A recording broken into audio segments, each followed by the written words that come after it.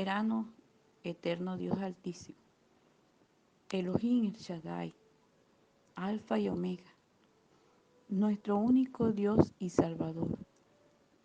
Santo, santo, santo.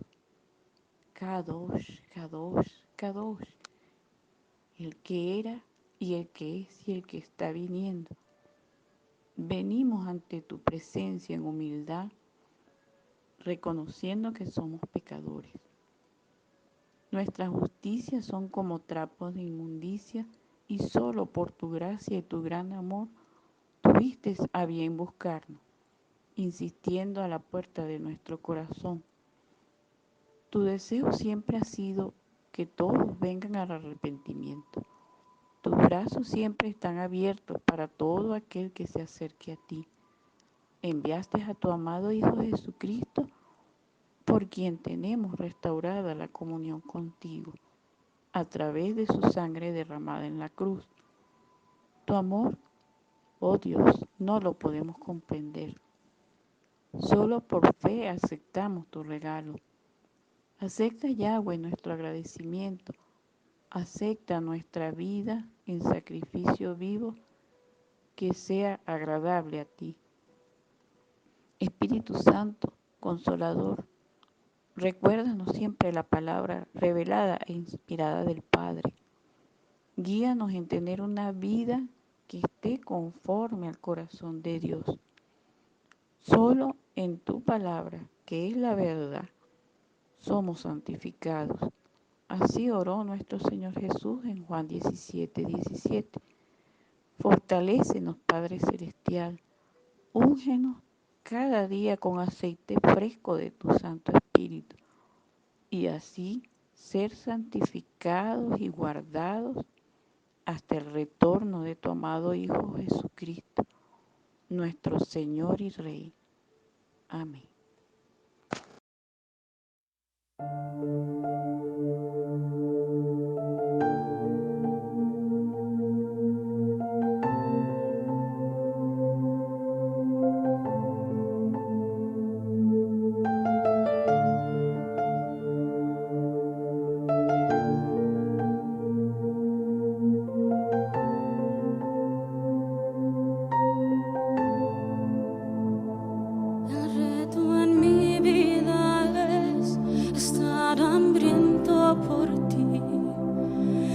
Deseo es conocerte. Lo de ayer nunca me bastará, lo de hoy nunca me bastará. Quiero más de ti.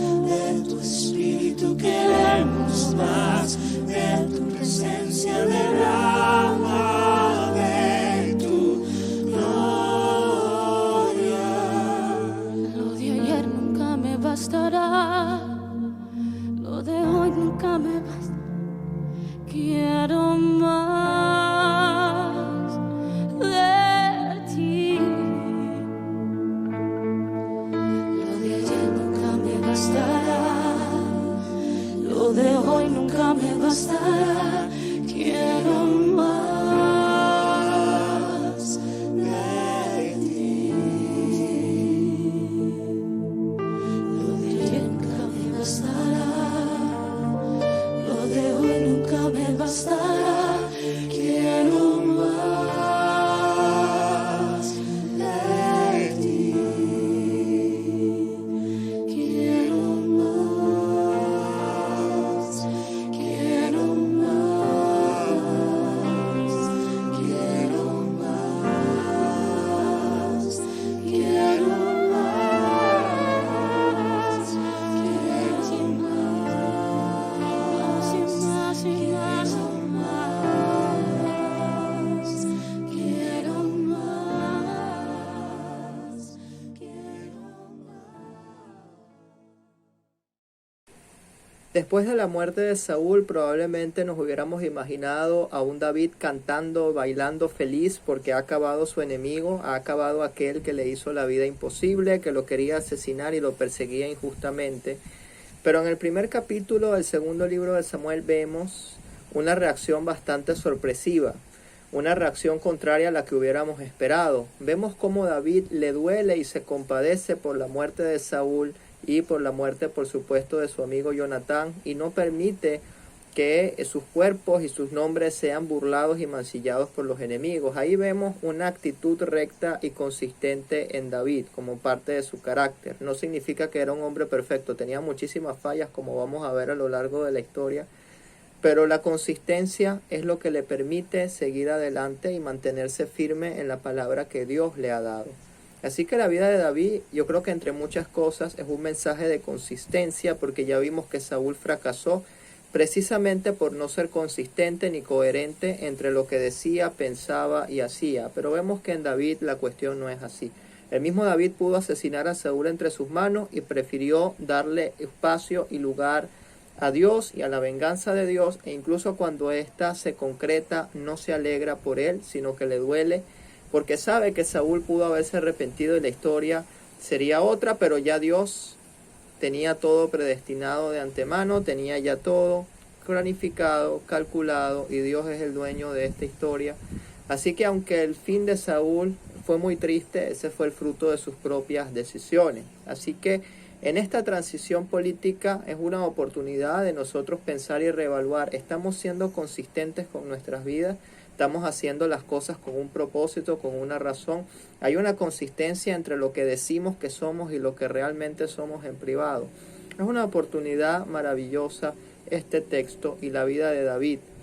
Así que cuando David va a ser proclamado rey de Judá, nosotros nos imaginamos que va a ser una transición sencilla, va a ser una transición tranquila, pero nada más alejado de la realidad. Ahora es que continúan los problemas y ahora es que Dios tiene mucho que hacer. La primera acción de David, después de conocida la muerte de Saúl, no fue actuar por sus propias cuentas. Veamos qué fue lo primero que hace David después de toda esta situación, después de haberse enterado de la muerte de Saúl y Jonatán. Después de esto aconteció, estoy leyendo el capítulo 2, que David consultó a Jehová diciendo: subiré a alguna de las ciudades que están en Judá, y Jehová le respondió: sube. Y David le vuelve a consultar: ¿a qué zona subiré? Y el Señor le responde que a Hebrón. Ya vemos un cambio radical en el inicio de ambos reinados. Vimos cómo Saúl comenzó ni siquiera actuando, lo forzaron a actuar las circunstancias y por su propia cuenta, sin consultar a Dios para nada. En cambio vemos que David lo primero que hace es: Señor, aquí estoy, y ahora ¿qué quieres que hagas tú? ¿Estamos nosotros dándole espacio a Dios en nuestras acciones, en nuestras decisiones y en el día a día? Entonces esto es una oportunidad, insisto, para reevaluar nuestras propias vidas.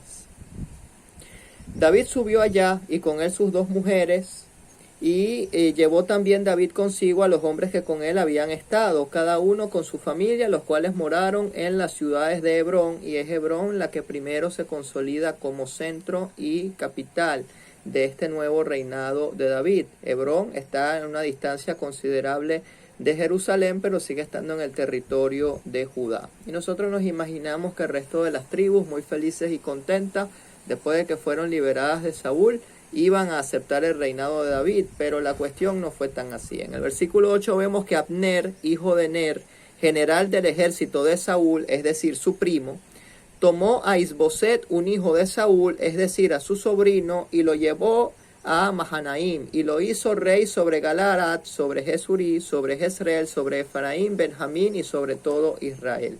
Quiere decir que mientras David estaba asumiendo en el sur, el primo de Saúl dice, no, un momentico, agarra al hijo que había sobrevivido, lo monta como rey títere en el norte y ahora Israel va encaminada directo al conflicto, porque ahora es un territorio con dos reyes simultáneos, uno que está gobernando en el norte y otro que está gobernando en el sur.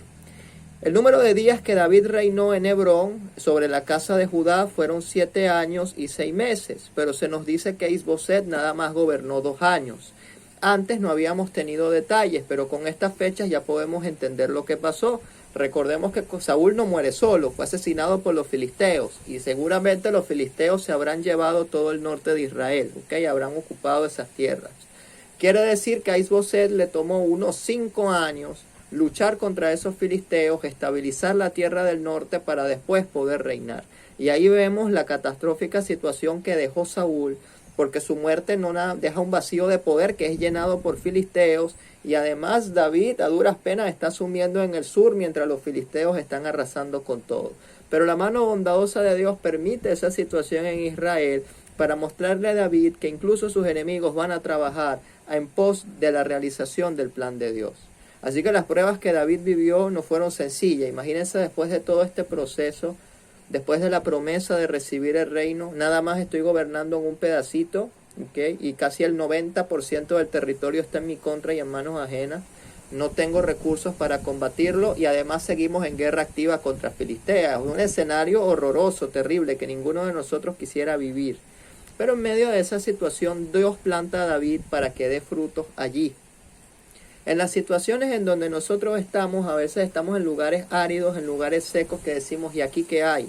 Precisamente cuando no hay nada es porque soy yo el que debe brillar, soy yo el que debe hacer la diferencia. No había nada en Israel, ningún liderazgo respetable prácticamente. Allí, en lo seco, donde no hay nada, es donde Dios plantó a David para que brille, para que crezca, para que florezca. Entonces yo debo florecer en el mismo sitio en el cual Dios me ha plantado, porque si me plantó y me puso en un lugar donde no hay vida, quizás es porque la única vida que va a haber soy yo. Por supuesto, yo soy el canal del verbo de vida que es Cristo y yo soy su embajador y todo va a fluir por medio de mí. Pero si Dios me está poniendo en un sitio donde no hay nada destacable, es para que Él sea glorificado por medio de mí. Y yo no creo que David haya entendido esto, pero esto fue lo que hizo. En medio de un país dividido, en guerra, en caos, había un hombre recto, había un hombre honesto, había un hombre que no buscaba la venganza de sus enemigos, aunque se lo merecían bastante. Y en medio de toda esta situación, vemos que Abner salió de Mahaín a Gabón con los siervos de Isboset, hijo de Saúl, el rey del norte. Y Joab, que era el comandante del ejército de David, y sus otros siervos salieron y se encontraron justo al estanque de Gabaón, ¿ok? Aunque hay dos reyes, realmente quienes tienen el poder militar y deciden las cosas son precisamente los que tienen las armas, los dos gobernantes y comandantes del ejército. Probablemente recordarán que una táctica de guerra en el Medio Oriente antiguo consistía en elegir a un héroe o a un conjunto de héroes de cada bando para ser enfrentados en una batalla y que el resultado de esa batalla definiera la guerra. Esto era para enfrentar que ambos ejércitos tuvieran que chocar entre sí.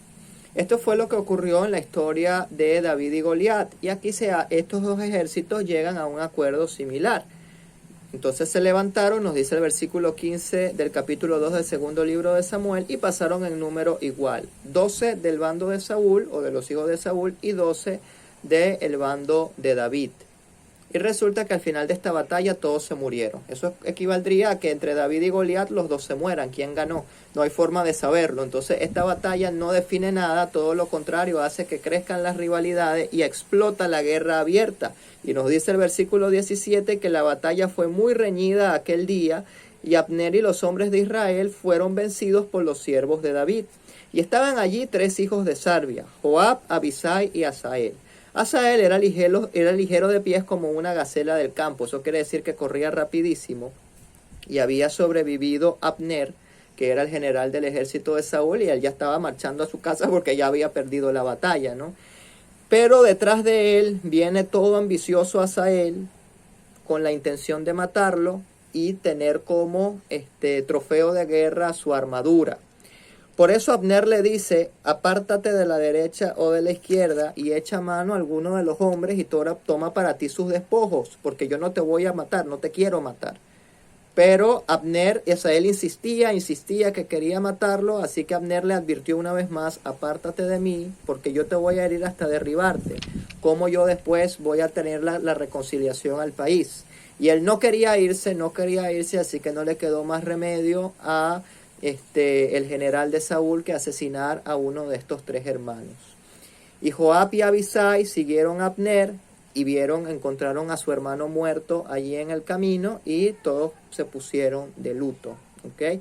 Y fue una cosa torpe porque perfectamente Asael podía retirarse de la batalla y ya está. ¿Por qué tenía que insistir en su terquedad y en su orgullo para quitarle la armadura al comandante del ejército de Saúl? Eso es algo que no tiene ningún sentido.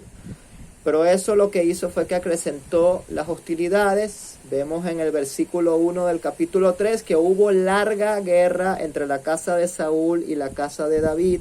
Pero David se iba fortaleciendo y la casa de Saúl se iba debilitando. Vemos como siempre que Dios trabaja en forma procesal. No siempre las cosas ocurren de un solo golpe. Poco a poco el centro de poder, aunque ahora siga en la casa de Saúl, se termina desplazando hacia David. ¿Okay? Luego Abner ve que esta guerra no tiene ningún sentido, piensa y dice, bueno, si yo no puedo con el enemigo, por lo menos bailo con él, ¿no? Si no puedo contra él, me le uno. Y como había guerra entre la casa de Saúl y la casa de David, Abner se esforzaba por la casa de Saúl, pero realmente le estaba jugando en su mejor interés. Y como buen político entendió que era momento de saltar la talanquera. Y había tenido Saúl una concubina que se llamaba Rispa. Y dijo Isboset, el rey postizo que había puesto este general, ¿por qué te has llegado a la concubina de mi padre? Porque eso no es por la mujer. Es que tener la mujer era sinónimo de yo voy a ocupar este puesto. Lo que le está diciendo en la cara al rey es yo tengo el poder, yo soy el militar, yo te voy a desplazar, yo soy el que manda, tú eres simplemente mi títere, no te equivoques, le está diciendo al hijo de Saúl. O sea que el hijo de Saúl simplemente fue una figura de papel. Todo el poder siempre lo tuvo Abner. Y se enojó Abner en gran manera por las palabras de Isboset y le dijo, ¿soy yo acaso cabeza de perro? Esto quiere decir traidor, que pertenezca a Judá al reino del sur. Yo he hecho hoy misericordia con la casa de Saúl tu padre, y si tú estás aquí gobernando es gracias a mí. Así que lo que Abner está diciendo es, no te equivoques. Así haga Dios a Abner, y aún le añada, si como ha jurado Jehová a David, no haga yo así con él, trasladando el reino desde la casa de Saúl y confirmando el trono de David sobre Israel y sobre Judá, desde Dan hasta Beerseba, quiere decir desde el norte hasta el sur. Lo que le está diciendo en la cara al hijo de Saúl es, todo tu reino se lo voy a entregar en las manos a David. Así que va y se reúne y negocia con él. Abner envía mensajeros a David de su parte diciendo de quién es la tierra para que le dijera, haz pacto conmigo y aquí que mi mano estará contigo para hacer volver a ti todo Israel. ¿Ok? Aquí cuando se habla de Israel, esto fue escrito en la era posterior de la división, se está refiriendo a las tribus del norte. Así que Abner lo que le está ofreciendo es, yo te voy a entregar a ti todo el territorio a cambio de lo que tú quieras. Por supuesto, esto no era de forma desinteresada. Abner iba a quedar enchufado en el gobierno de David. Pero a ese momento David le dice, yo solo voy a pedir una cosa. ¿Ok? David envió mensajeros al hijo de Saúl por medio de Abner, diciendo, restitúyeme a mi mujer Mical, la cual desposé conmigo por siempre prepucio de filisteo, porque esta mujer ya vimos que era el resultado de un pacto con Saúl antiguo y a David lo único que le interesaba era esto. Y cuando todo estaba concretado, la negociación estaba lista, todo iba bien. Recuerdan que Abner mató a un hermano, regresaron 2 hermanos por la venganza y eso es lo que se nos narra al final del capítulo 3. Abner es asesinado en manos de estos hombres. Eso genera un vacío de poder en el norte porque todo el poder, como ya había dicho antes, lo tienen los militares. Y al no estar Abner, ahora Isboset, que era una figura de papel, queda totalmente desprotegido como el títere que es. ¿Qué pasa con un títere que se queda sin su titiritero? Está a la merced de cualquiera y esto es lo que se nos narra en el capítulo 4. Luego de que oyó el hijo de Saúl, es decir, el rey postizo Isboset, que Abner había sido muerto en Hebrón, las manos se le debilitaron y fue atemorizado todo el reino del norte porque ya no tenían esa figura que era el verdadero poder. Y el hijo de Saúl tenía 2 hombres, capitanes de bandas de merodeadores, o sea, eran unos delincuentes. El nombre de uno era Bana y del otro Recab, hijos de Rimón Berotita, de los hijos de Benjamín. ¿Okay? Hijo Jonatán, hijo de Saúl, tenía un hijo lisiado de los pies. Ese niño tenía 5 años de edad. Cuando llegó de Jezreel la noticia de la muerte de Saúl y de Jonatán, la nodriza lo tomó apurada, asustada, salió corriendo, se le cayó de las manos y quedó parapléjico. ¿Ok? Quedó casi que muerto en vida. Y esto se nos menciona aquí para que notemos de que no había un sucesor legítimo, entre comillas, en la casa de Saúl, porque el hijo de Jonatán, nieto de Saúl, estaba discapacitado. Por cierto, Mefiboset volverá a nosotros más adelante en la historia y su historia es hermosa y espectacular, pero por ahora solamente sabemos que es parapléjico y no tiene la posibilidad de poder asumir el trono. ¿Okay? Así que ellos saben que no hay sucesor y que el único estorbo o el último estorbo de la casa de Saúl era este hijo desprotegido. Así que los hijos de Rimón Berotita, Recab y Bana, fueron y entraron en el mayor calor del día en la casa de Isboset, el cual estaba durmiendo la siesta en su cuarto. Y he aquí la portera de la casa se había quedado dormida, así que estos 2 entraron, aprovecharon, y cuando entraron en la casa, Isboset dormía sobre su cama, estaba desprotegido, de forma cobarde lo asesinaron, le cortaron la cabeza y se la llevan a David en Hebrón. Y le traen la cabeza de su enemigo y le dicen: mira, David, aquí está, Jehová ha concretado la venganza sobre tus enemigos. Nuevamente esperaríamos una reacción de David de alegría. Aquel estorbo que estaba en el norte y no permitía concretar el reino había sido eliminado, pero eso era una injusticia y David lo sabía. Y ahí vemos otra vez la rectitud de David. David le responde a estos hombres y le dice: vive Jehová, que él ha redimido mi alma de toda angustia. O sea, sí es verdad, esto me trae alivio. Pero les cuento que cuando se murió Saúl, vino uno a darme la noticia muy alegre, diciendo que Saúl había muerto y que lo había imaginado. Así que, imaginándose que traía buenas nuevas, yo lo agarré y lo maté porque mató a un inocente. ¿Cuánto más no le voy a hacer a ustedes que se les ocurrió entrar a la casa de un inocente y matarlo mientras dormía en su cama? ¿No voy a demandar yo la sangre de vuestras manos y quitarlo de la tierra? Entonces David ordenó a sus servidores y ellos los mataron, haciendo la justicia típica de la época. Tomaron la cabeza de Isboset y la enterraron dignamente en el sepulcro de Abner. ¿Ok? Si David no hubiera sido un hombre recto, no hubiera actuado con rectitud ni ante la muerte de Saúl ni ante la muerte de su hijo, que aunque insisto, humanamente hablando se lo merecen y su muerte es un alivio, David sabía y estaba claro de que la voluntad de Dios con esos hombres era otra. ¿Ok? Ellos decidieron terminar así y es muy triste por sus vidas terminar así, y David necesita reconciliar el país, no puede estar celebrando y poniendo heridas. Una vez muerto el rey, Mefiboset no puede asumir, no hay quien asuma. Los ancianos del norte se ven entre ellos y dicen: no está Abner, no está Isboset, se murió Saúl, se murió Jonatán, no hay quien asuma. ¿Qué vamos a hacer peleando? Teniendo los filisteos al lado para que vengan y nos invadan a los 2. Entonces vinieron todas las tribus de Israel y se fueron donde David. David no tuvo que hacer nada, simplemente al actuar correctamente las cosas vinieron a él. Las bendiciones los persiguieron, las soluciones llegaron a sus manos por permanecer fiel, porque fue Dios el que resolvió. Todas las tribus del norte vienen a David y les dicen: somos hueso tuyo, somos carne tuya, somos un solo país, un pueblo hermano. Y aún antes de ahora, cuando Saúl reinaba sobre nosotros, eras tú quien sacabas a Israel a la guerra y lo volvías a traer. O sea, tú eras nuestro líder incluso cuando David estaba gobernando. Además, Jehová te ha dicho: tú apacentarás a mi pueblo Israel y tú serás príncipe sobre Israel.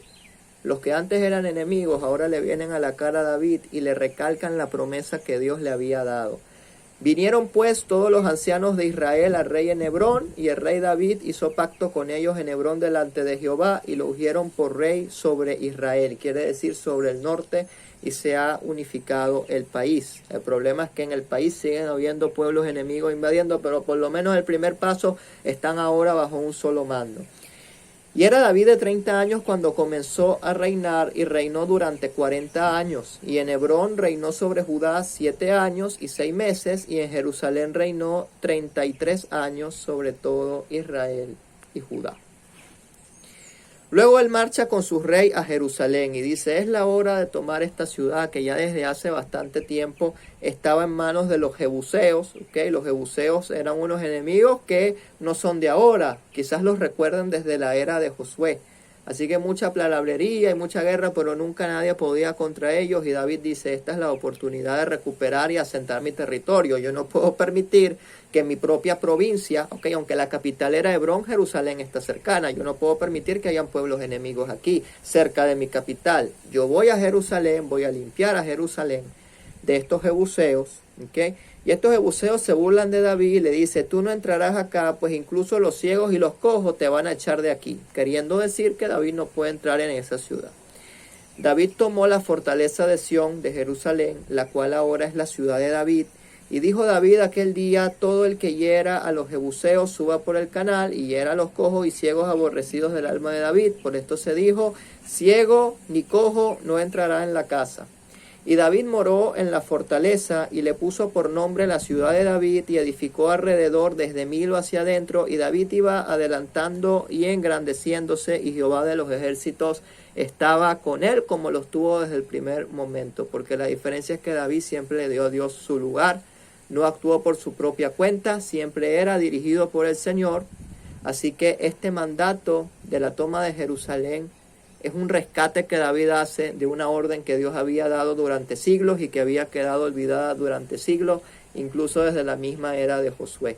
Así que David cumple un mandato de Dios. ¿Qué diferencia entre Saúl, que Dios le manda un mandato fresco y no lo hace, y David no nada más obedece al tiempo, arregla las cosas antiguas delante de Dios y dice, todas las cosas que yo he hecho delante las pongo delante de ti y ahora hago lo correcto y redimo y cambio estos errores? Y estaba Hiram, el rey de Tiro, y él envió embajadores a David, le envió madera de cedro y carpinteros y canteros para los muros, los cuales edificaron la casa de David.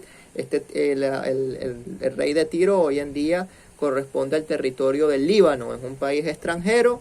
Al mandarle embajadores y al mandarse recursos, entendió David que Jehová le había confirmado por rey sobre Israel y le había engrandecido su reino por amor de su pueblo.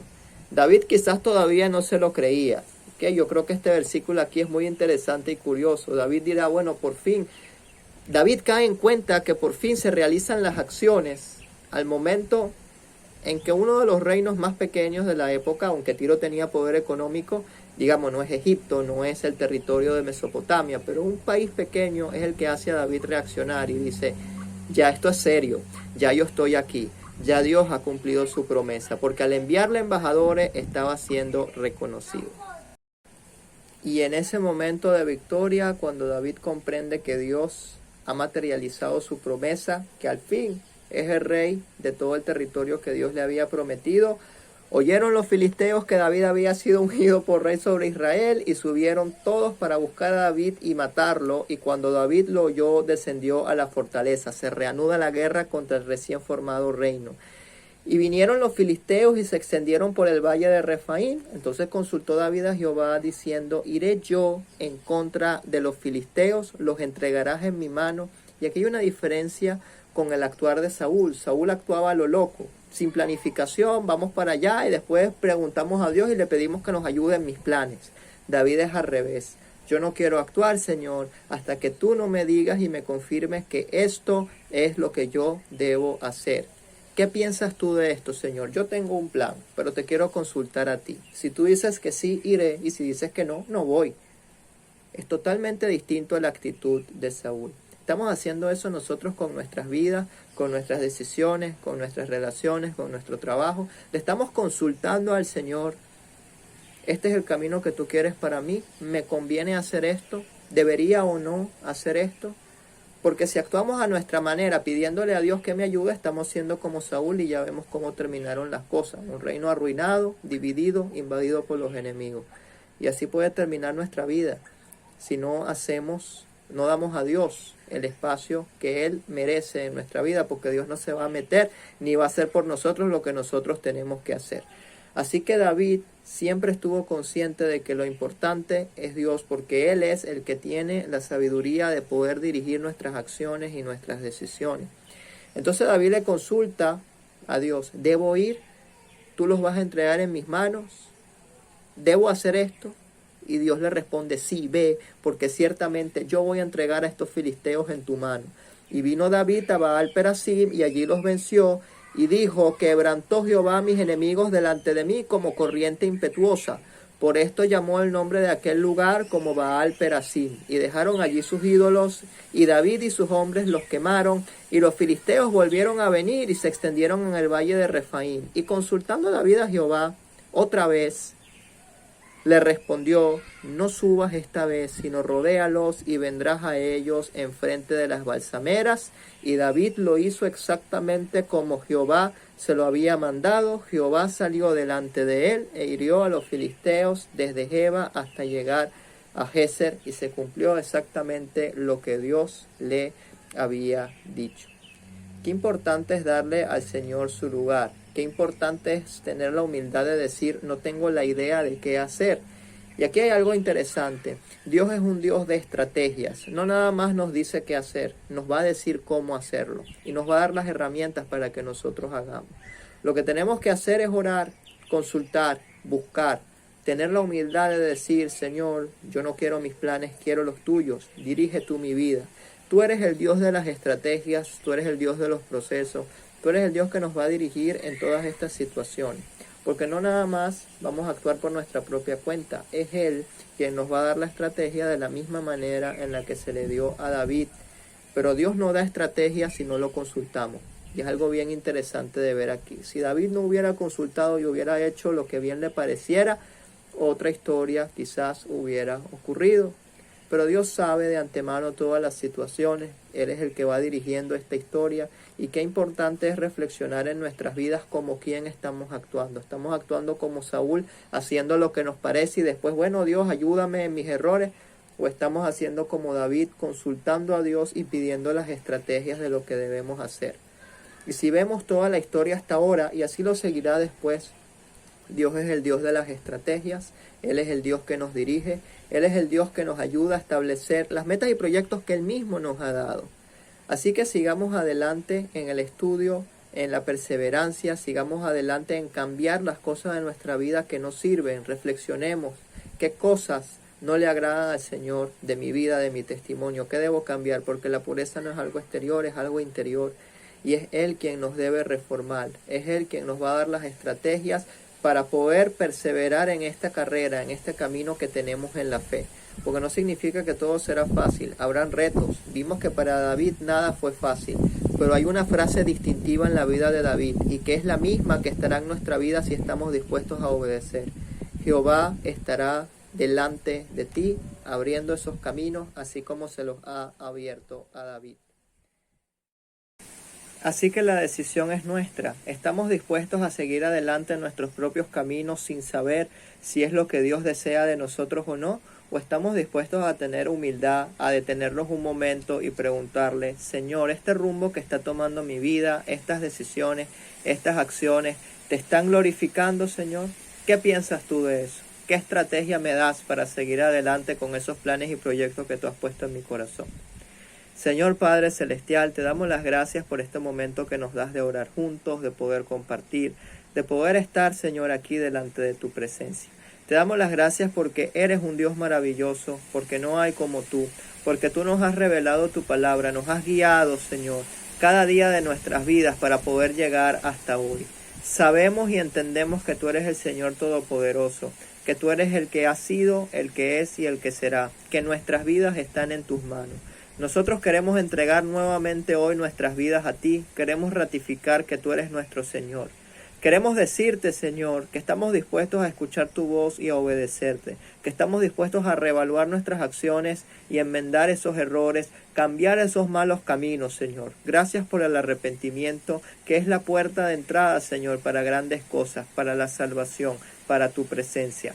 Gracias, Señor, por ese sacrificio en la cruz que no nos merecíamos, pero aún así Tú decidiste amarnos aunque nosotros no hayamos hecho nada, Señor. Tú decidiste amarlo aunque no lo merecemos. Decidiste amarnos y tenernos paciencia cuando fácilmente pudiste acabar con nosotros. Gracias, Señor, por tu bondad, por tu misericordia. Gracias, Señor, por la vida que nos has regalado, por tu cruz, por tu Hijo y por tu Espíritu Santo, que todos los días nos ha guiado, nos guía y nos seguirá guiando. En tu nombre, Jesús, hemos orado. Amén.